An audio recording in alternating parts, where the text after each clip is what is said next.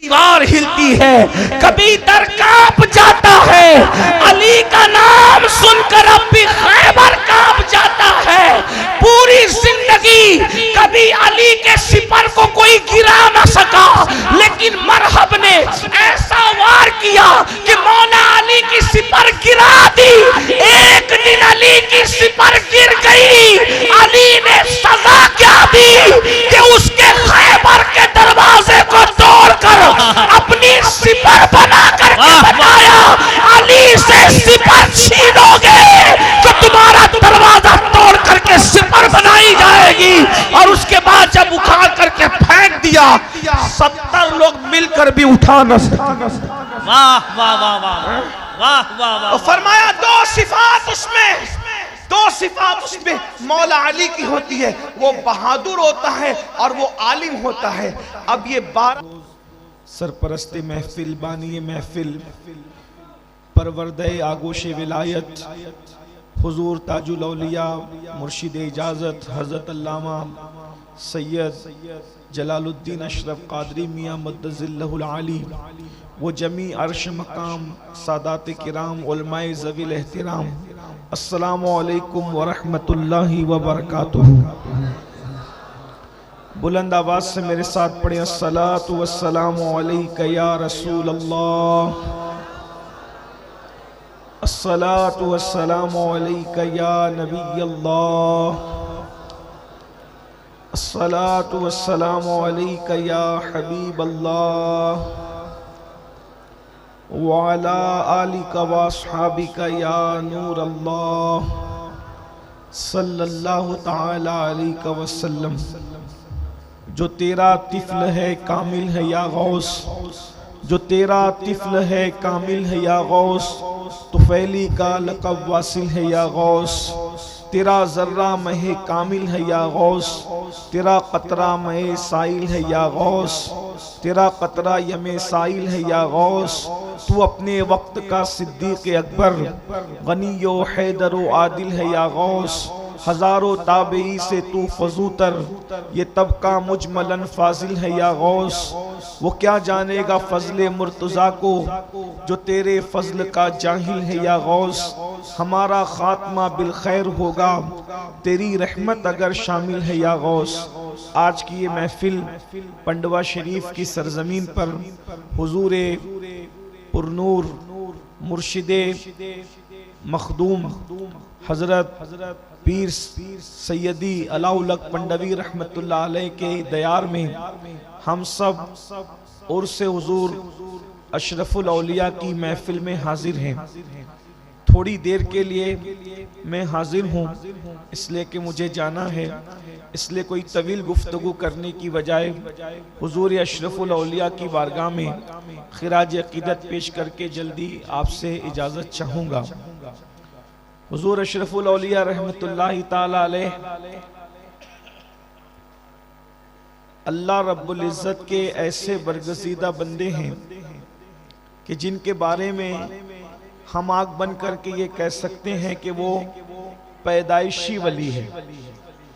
اس کی وجہ یہ ہے کہ مجدد میت ماضیہ امام اہل سنت نے حضور غوث پاک کے لیے یوں عرض کیا کہ جو تیرا طفل ہے کامل ہے یا غوث، جو آپ کا بچہ ہے وہ پیدائشی طور پر کامل ہے، اور لوگوں کو کامل ہونے کے لیے پیدا ہونے کے بعد محنت کرنی پڑتی ہے، لیکن غوث پاک کے گھر میں پیدا ہونے والا بچہ پیدائشی کامل ہوتا ہے، اور وہ حضور غوث پاک خانوادہ اشرفیہ وہ ہے جہاں غوث اعظم اور غوث العالم یہ دونوں سمندر مرج البحرین کے طور پر یکساں ملتے نظر آتے ہیں، اور اشرف الاولیاء اسی مرج البحرین کے در مکنون ہیں جن کو ہم آنکھ بند کر کے کہہ سکتے ہیں کہ وہ پیدائشی ولی ہیں۔ واہ واہ واہ سبحان اللہ۔ میں اپنی گفتگو کو اب کسی اور طرف لے جانے کی بجائے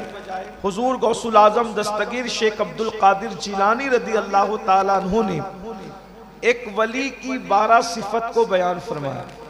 ولی کون ہوتا ہے؟ ولی کسے کہتے ہیں؟ بس 10 سے 12 منٹ میں اپنی بات پوری کروں گا۔ آپ ولی کی پہچان آپ کو مل جائے گی، آسانی کے ساتھ آپ پہچان سکیں گے کہ ولی کس کو کہتے ہیں۔ سرکار غوث اعظم جو ولایت تقسیم کرتے ہیں، جن کے در سے، جن کے گھر سے ولایت تقسیم ہوتی ہے، وہ ارشاد فرماتے ہیں جب تک انسان میں 12 صفات پیدا نہ ہو جائے اس وقت تک وہ اللہ کا ولی نہیں ہو سکتا۔ نمازی بن جائے، روزے دار بن جائے، ذاکر بن جائے، پہاڑوں میں مجاہدہ کرے، جب تک 12 صفات کا حامل نہیں ہوگا اس وقت تک وہ ولی نہیں ہوگا۔ آسان 12 صفات، سرکار غوث پاک فرماتے ہیں اللہ اپنی 2 صفات کا اس کو مظہر بناتا ہے۔ وہ اللہ کی 2 صفات کا مظہر ہوتا ہے، وہ رسول اللہ کی 2 صفات کا مظہر ہوتا ہے، وہ صدیق اکبر کی 2 صفات کا مظہر ہوتا ہے، وہ فاروق اعظم کی 2 صفات کا مظہر ہوتا ہے، وہ عثمان غنی کی 2 صفات کا مظہر ہوتا ہے، وہ مولا علی کی 2 صفات کا مظہر ہوتا ہے۔ غوث پاک نے رسول اللہ کے بعد اور خدا کے بعد چاروں خلفائے راشدین کی صفات کا مظہر اس کو قرار دیا۔ اس سے پتہ چلا نہ رافضی ولی ہو سکتا ہے نہ ناسبی ولی ہو سکتا ہے، ولایت اگر کہیں ہوگی تو صرف اور صرف پیور اہل سنت و جماعت کے پاس ہوگی۔ اس لیے کہ ناسبی کے دل میں مولا علی کے لیے محبت نہیں ہے اور رافضی کے دل میں شیخین کے لیے محبت اور الفت نہیں ہے، تو نہ ولایت وہاں نظر آتی ہے نہ ولایت یہاں نظر آتی ہے۔ اگر ولایت کہیں نظر آتی ہے تو صرف اور صرف اہل سنت و جماعت میں نظر آتی ہے۔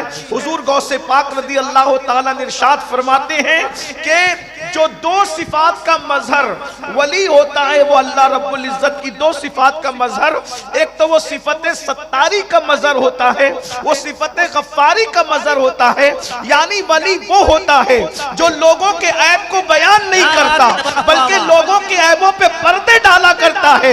اللہ رب العزت ستار ہے، جیسے وہ بندوں کے عیبوں پہ پردے ڈالتا ہے، جب وہ کسی کو اپنا دوست بناتا ہے تو صفت ستاری کا اس کو مظہر بنا دیتا ہے۔ وہ لوگوں کے عیبوں کو بیان نہیں کرتا بلکہ لوگوں کے عیب پہ پردے ڈالا کرتا ہے۔ اور اس منبر پر ابھی آپ نے اپنی آنکھوں سے دیکھا کہ اللہ اکبر اپنے مرید کو منع کیا گیا، اور جب انہوں نے توجہ نہ کی تو جھڑکی دے کر کے بتایا گیا کہ اللہ والوں کی شان کیا ہے کہ یہاں پردے نہیں اٹھائے جاتے بلکہ پردے ڈالے جاتے۔ نعرہ تکبیر، ہاتھوں کو اٹھا کر کے نعرہ رسالت، نعرہ حیدری، سبحان اللہ سبحان اللہ۔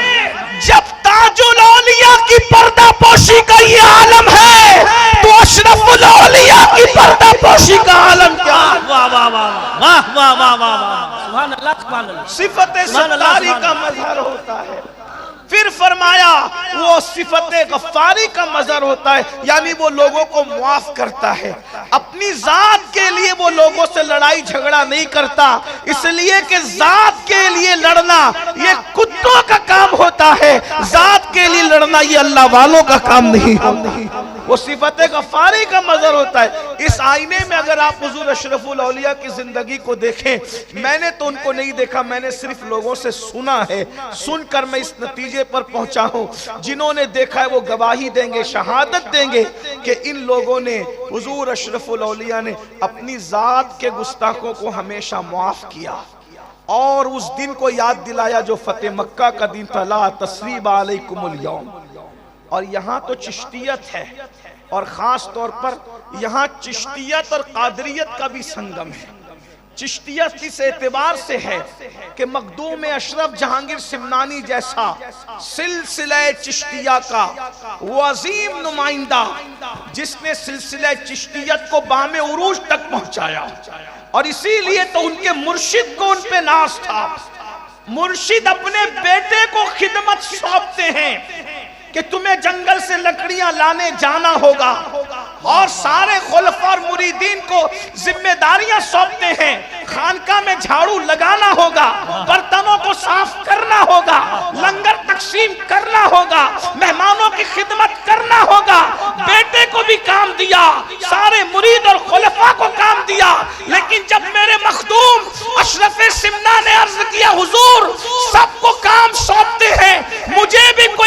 کام سونپ دیجئے. فرمایا ارے سب الگ ہے اشرف تم الگ ہو، اس لیے کہ جب تم آئے تھے تو تمہارے آنے سے پہلے خضر علیہ السلام نے تمہاری اتنی تعریف کی تھی کہ اب مجھے کوئی کام دینے کے لیے تمہیں حیا آتی ہے کہ میں خضر کو کیا منہ دکھاؤں گا.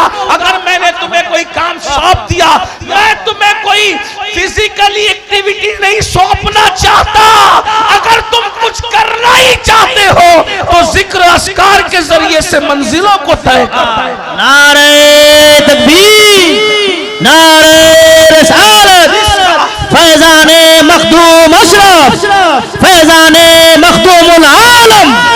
جس کا مرشد جس کو ذمہ داری اور خدمت دینے اور خدمت لینے کے لیے حیا کرے وہ اشرف سمنہ ہے، وہ ہمارے مخدوم ہے. بہرحال تو چشتیت تو اس اعتبار سے کہ مخدوم صاحب چشتی ہیں، اور قادریت اس اعتبار سے کہ سیدنا عبدالرزاق نورالعین کی اولاد ہے. تو یہاں چشتیت اور قادریت ایک ساتھ جمع ہوتی، یہ بھی مراج البحرین ہے الحمدللہ تعالی. تو چشتیت اور قادریت جو جمع کرنے کی بات کر رہا ہوں تو یہ کہ یہاں ہائے ہائے ہائے کیا بات، اشرفی صحبہ شراب سنجری، سبحان اللہ. ایک ہی شیشے میں ہے دونوں بھری، قادری صحبہ شراب سنجری، ایک ہی شیشے میں ہے دونوں بھری. قادری صحبہ شراب سنجری، قادری صحبہ شراب سنجری، ایک ہی شیشے میں ہے دونوں بھری. کیا خوش نصیبی ہے ہم لوگوں کی. تو قادریت اور چشتیت جب ملی ہوئی ہے تو دونوں میں اب بات کیا ہے. حضور غوث پاک فرماتے ہیں کہ میرا گھوڑا بے لگام ہے اور میری تلوار بے نیام ہے. اور چشتی لوگ کہتے خواجہ نصیر الدین چراغ دہلوی رضی اللہ تبارک و تعالیٰ عنہ کہ ہم چشتی لوگ کسی سے الجھتے نہیں، ہم نے اپنی تلوار ننگی کر کے رکھ دی ہے، جو آ کر کے الجھے گا اس کا قصہ خود ہی تمام ہو جائے گا. لیکن یہ اللہ والے اپنی ذات کے لیے کسی سے نہیں لڑتے، یہ اپنی ذات کے دشمنوں کو معاف کرتے، صفت غفاری کا مظہر ہوتے ہیں، اپنی ذات کے لیے نہیں لڑتے. بلکہ سرکار بابا فرید الدین گنج شکر رضی اللہ تعالیٰ تو یہاں تک فرماتے ہیں کہ بھائی ہم صوفی لوگ ہیں، اللہ والے لوگ ہیں، ہمارے سامنے کینچی کی بات نہ کیا کرو بلکہ سوئی دھاگے کی بات کیا کرو، کیونکہ کینچی ایک کو دو کر دیا کرتی ہے اور سوئی دھاگا ایک کو دو کو ایک کر دیا کرتا ہے. یہ خانقاہ ہے، یہاں پر ایک کو دو نہیں کیا جاتا بلکہ دو کو ایک کیا جاتا ہے. یہ سرکار بابا فرید گنج شکر رضی اللہ تعالیٰ کی تعلیم. اللہ نوازش کرم فرمائی ہے آپ کی دعائیں سرکار جی نہ محبتیں آپ. تو ایک بات مجھے یہاں یاد آئی، ذات کے لیے نہ لڑنا اور اللہ کے لیے دشمنی رکھنا، اس کی ایک مثال پیش کرتا ہوں. سرکار خواجہ نصیر ملت والدین خواجہ نصیر الدین چراغ دہلوی کی بات یاد آئی. کچھ لوگوں نے بادشاہ کے پاس جا کے چغلی کی کہ یہ لوگ تو سما میں رات دن رہتے ہیں، یہ اللہ والے لوگ نہیں ہیں اور یہ ایسے ہی ہیں ویسے وغیرہ وغیرہ کہا. بادشاہ نے کہا ٹھیک ہے ہم ان کو اپنا نوکر بنائیں گے اور ان سے اپنی خدمت لیں گے. سرکار نصیر الدین چراغ دہلوی کے پاس نمائندہ بھیجا اور نمائندہ بھیجنے کے بعد کہا کہ آپ کو بادشاہ کی کوئی نہ کوئی نوکری قبول کرنی پڑے گی. سرکار نصیر الدین نے فرمایا میں آپ سے کوئی تعلق نہیں رکھتا، میں آپ کی نوکری کیسے کر سکتا ہوں. کہا اگر آپ نوکری نہیں کرو گے تو مشکل اٹھاؤ. کہا میں ہر مشکل اٹھاؤں گا. سیرت نگار لکھتے ہیں یہ سینے کی جو ہڈی ہوتی ہے ان دونوں ہڈیوں میں سوراخ کر کے خواجہ نصیر الدین چراغ دہلوی کو لٹکا دیا گیا کہ آپ نوکری کریں. سرکار نصیر ملت والدین سے مریدین نے کہا حضور یہ ظلم پر آیا ہے، آپ نوکری کے لیے تیار ہو جائیں، یہ جو کہتا ہے آپ کر لیں ورنہ یہ آپ کو نقصان پہنچائے گا. آپ نے فرمایا ٹھیک ہے میں تیار ہوں.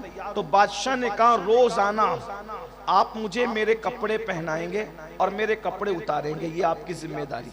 تو خواجہ نصیر روزانہ کپڑے پہنانے لگے اور کپڑے اتارنے لگے، لیکن بد دعا نہیں کی، کیونکہ اب تک ذات تک معاملہ تھا، ذاتی دشمنی تھی۔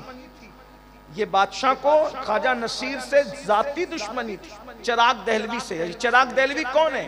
یہ چراغ دہلوی سرکار علاؤالحق پنڈوی رحمت اللہ تعالی علیہ، یہ ان کے پیر و مرشد کے پیر بھائی ہیں۔ حضرت اخی سراج آئینہ ہند کے پیر بھائی ہیں، ان دونوں کے پیر و مرشد نظام ملت و الدین سلطان المشائق خواجہ نظام الدین اولیاء رضی اللہ تعالیٰ عنہ۔ ذاتی دشمنی ہے، ہڈی میں سوراخ کر کے لٹکا دیے گئے، لیکن بد دعا نہیں کی، معاف کر رہے ہیں۔ اس کو کرتا پہناتے ہیں، کرتا اتارتے ہیں۔ حاسدوں نے کہا کہ معاملہ صحیح چل رہا ہے، نصیر کا امتحان لو۔ ایک دن بادشاہ کو تاخیر سے لائے اور اتنے لیٹ لائے کہ خواجہ نصیر الدین چراغ دہلوی کی نماز عصر قضا ہونے کے قریب آ گئی۔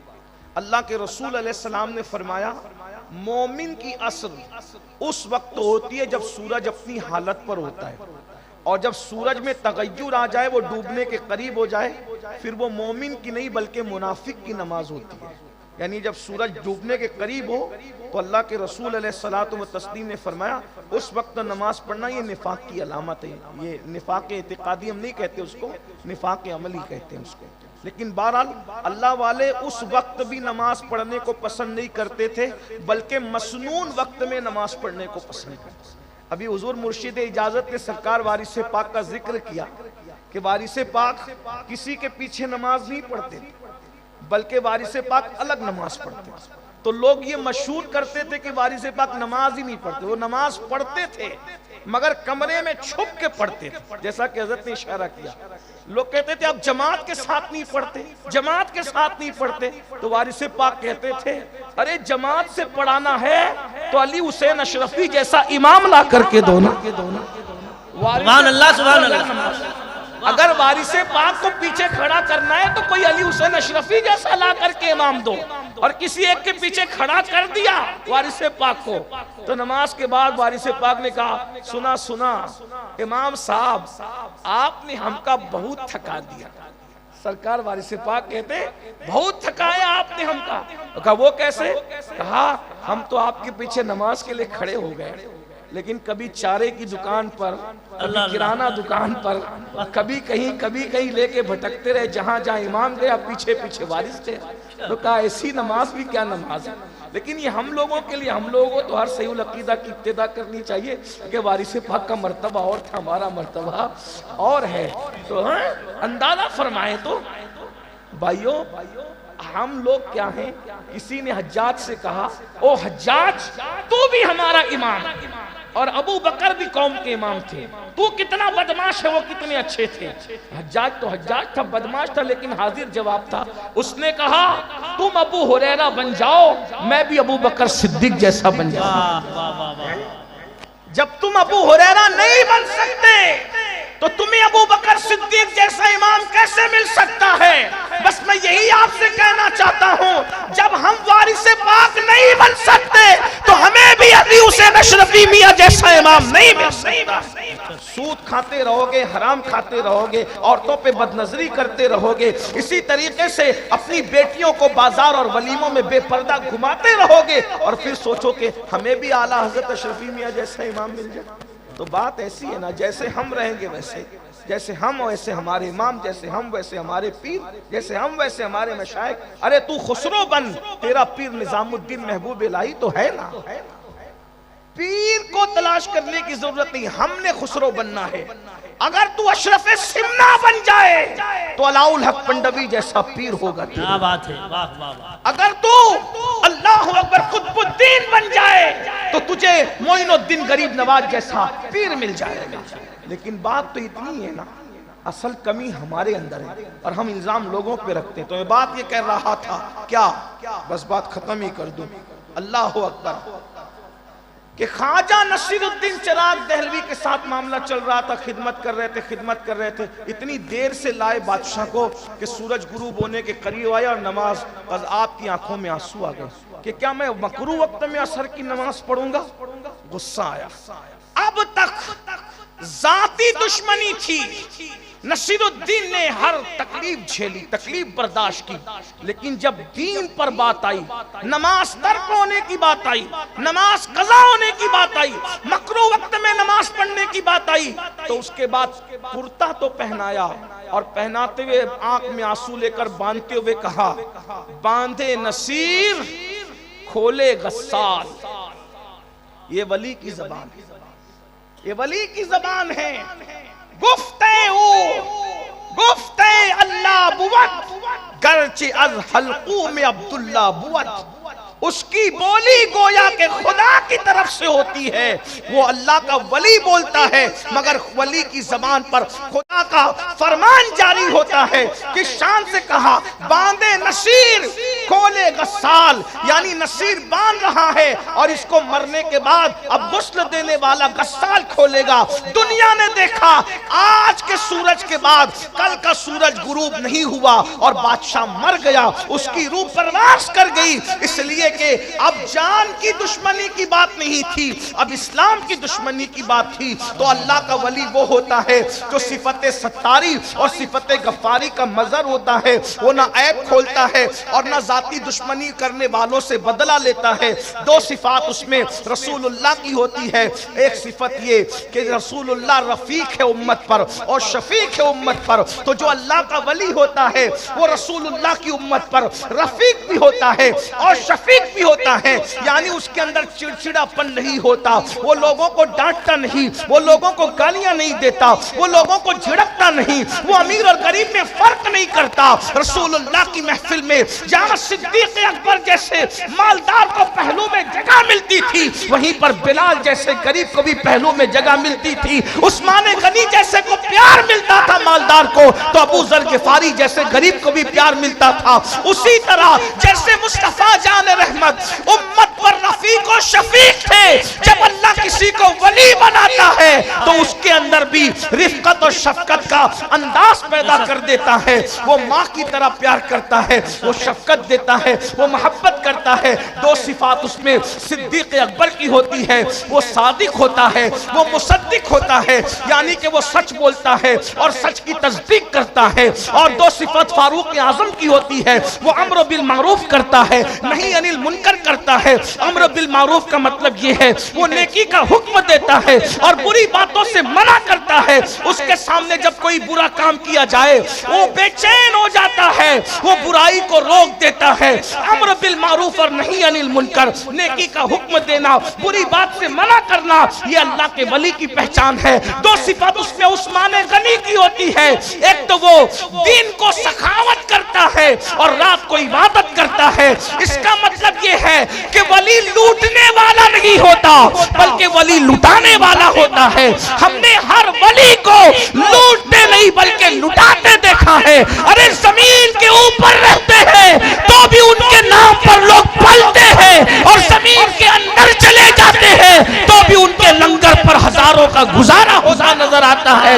عثمان غنی کی دو صفات ہوتی ہے کہ وہ دن کا سخی ہوتا ہے، رات کا عابد ہوتا ہے، اور دو صفات اس میں مولا علی کی ہوتی ہے، وہ یہ کہ وہ جاہل نہیں ہوتا بلکہ وہ عالم ہوتا ہے اور وہ بہادر اور شجاع ہوتا ہے۔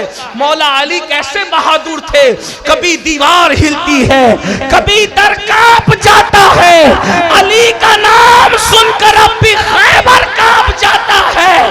پوری زندگی کبھی علی کے سپر کو کوئی گرا نہ سکا، لیکن مرحب نے ایسا وار کیا کہ مولا علی کی سپر گرا دی۔ ایک دن علی کی سپر گر گئی، علی نے سزا کیا دی کہ اس کے خیبر کے دروازے کو توڑ کر اپنی سپر بنا کر کے بتایا، علی سے سپر چھینو گے تو تمہارا دروازہ توڑ کر کے سپر بنائی جائے گی۔ اور اس کے بعد جب اکھاڑ کر کے پھینک دیا 70 لوگ مل کر بھی اٹھا نہ سکے۔ واہ واہ واہ واہ واہ واہ واہ، فرمایا دو صفات اس میں مولا علی کی ہوتی ہے، وہ بہادر ہوتا ہے اور وہ عالم ہوتا ہے۔ اب یہ 12 صفات اگر آپ کو کسی میں دیکھنا ہے تو دماغ کے دریچوں کو کھول کر ماضی کے جھروکے میں جھانک کر دیکھو تو آپ کو اشرف الاولیاء کی تصویر ابھرتی ہوئی نظر آئے گی۔ السلام علیکم ورحمۃ اللہ۔